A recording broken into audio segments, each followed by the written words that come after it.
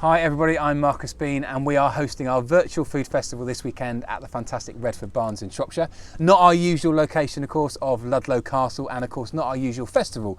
But what we didn't want to do this year was be able to do nothing. As you know, we haven't been able to host our normal food festivals this year at the castle, and of course that has had a great impact on the food festival going forward.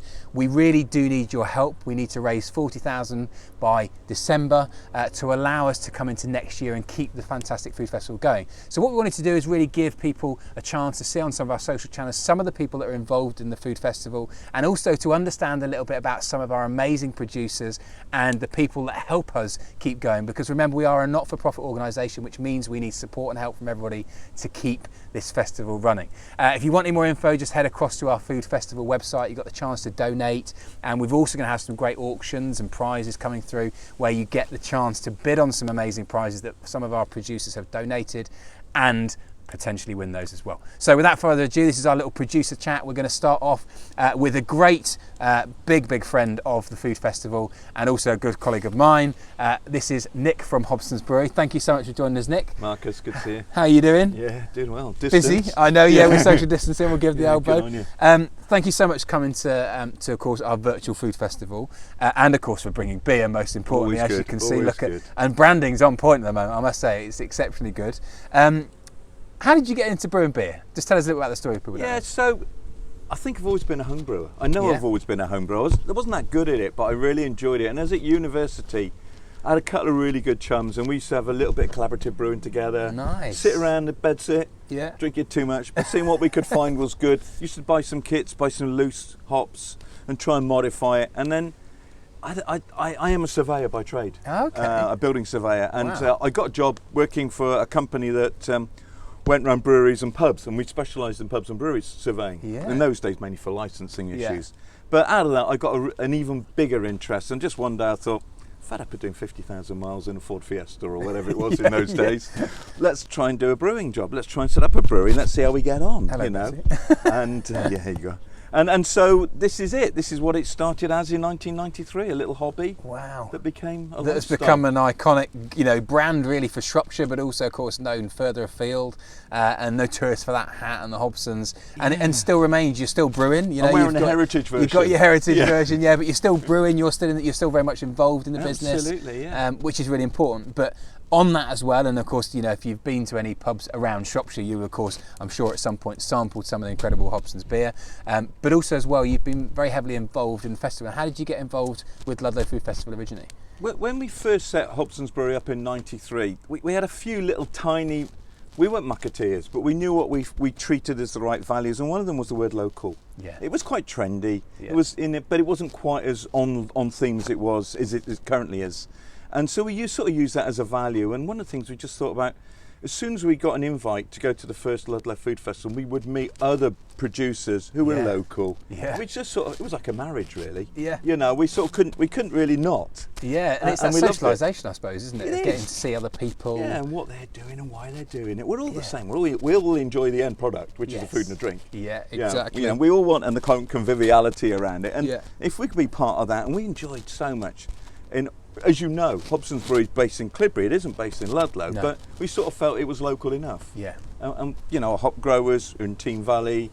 We just felt like that is the locality we really wanted to sort of find ourselves within, and Ludlow was perfect for it. It was the pinnacle, and it's also nice, and you feel quite special about joining something at the beginning. Yeah, and I think that's Ludlow obviously first ever food festival, but also obviously has become heavily involved in beer, and also the great thing about Ludlow is it combines that town. So you've got beer trails, you've got sausage trails, you've got bread trails, you've got the market, you've got the pubs, the community, which is so important, and it's really nice to sort of see that development going forward with Ludlow.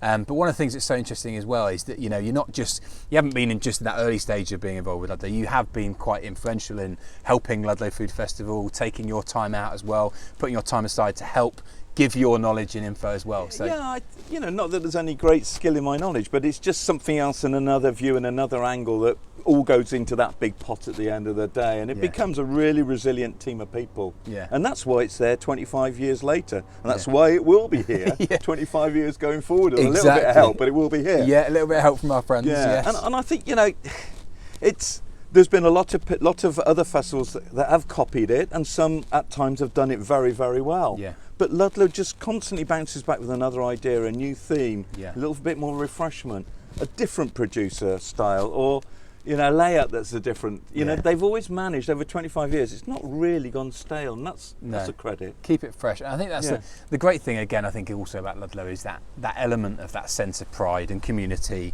and the people around it, and the town. Yeah. So it almost has all those things that help. And like you say, you're an incredible beer producer, but it's not about just producing beer, because you're buying hops that are local. You're doing these things that are actually part of that story, which everybody seems to do as a producer and as a helper.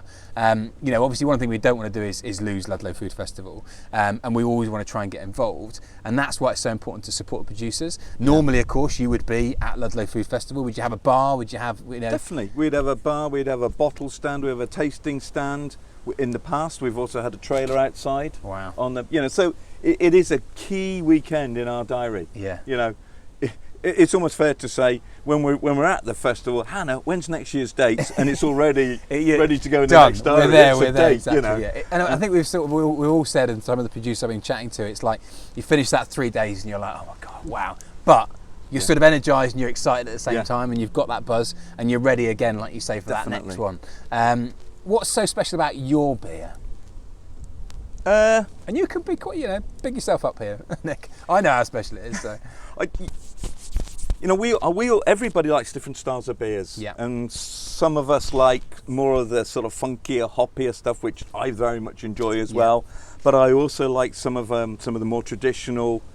But where I get a bit confused is where we have these crossovers that I don't quite get. Yeah. So for me, within our product range, I think we have all of those issues. Yeah. But I particularly like, and I'm glad you're showing it, I love the stout. Oh, the stout for me is delicious, a great drink, and I drink that a lot. I'm not a big fan of pale beers or golden beers, but it doesn't mean I don't drink them. Yeah. I'll still revert back to the old traditional best. Yeah. I just love it. A good house, It's a complex product that is really hard to brew and get right all the time, and it's got such complexity of hop in it.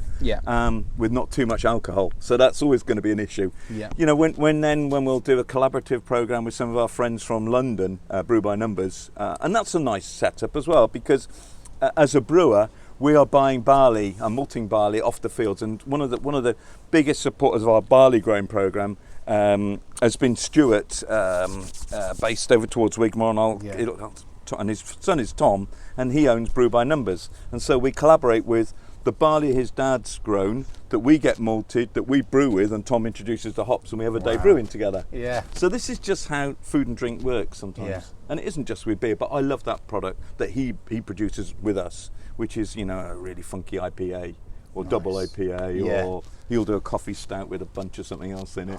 Things that we haven't really got into too much as a producer, but enjoy the experience of. Yeah, and then of course you've got your beer range as well, you do, but you also got sort of Oldfield cider as well, which is a collaboration between you and with the apple grower, which used to be which is a hop grower as well. So again, it's all partnerships. Yeah. And it's great. And it works very, very well. We've all got expertise, but we don't all have the expertise of everything. No, and I think that's the thing. You can become better by sometimes taking all that information, helping each other, and working forward. Lockdown has been hard for quite a few of us. Obviously, quite a lot of the local businesses have suffered a little bit. Definitely. And I suppose one of the things that people don't always understand, which was I knew because we had a chat before, is actually, of course, you've got to carry on producing that beer, whether you're selling it or not, to sort of keep that thing going and rolling. Most definitely.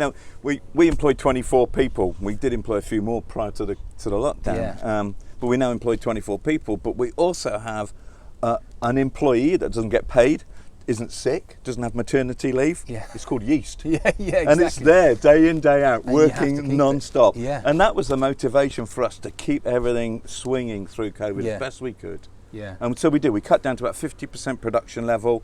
We got into bottles, doorstep deliveries with polypins, and that worked really well. And diversified, and changed. And a lot of those people that we delivered to were those who attended the food and drink show. Yeah, exactly. They knew of us. They saw our appeal on the website. Could you drink a bit more beer on our behalf, please? And we'll deliver it to you. Well, I suppose because you've lost the pubs, because the pubs were shut down, so you had no option there. So that again, it's a support element, and I think that's what's good, and allowing you to sort of rather than just sit there and go, okay, well, there's nothing we can do. It's diversifying and changing and adapting. And, Definitely. And I think to come out of that, you know, there's positivities like, you know, more sort of people buying beers at home, and again, they can buy from you online and stuff. So I think it's that balance, isn't it? And I think that's, again, it's so important for people like yourself and the producers that we do, you know, we're really working hard and actually to get to the festival and be there and meet people and collaborate and actually talk to your customers and get that feedback. Because you can't always talk to your customers. You can't get round to every pub, and you definitely don't talk to the person who pulls it off a shelf in a bottle. Yeah. But ultimately, when you're behind a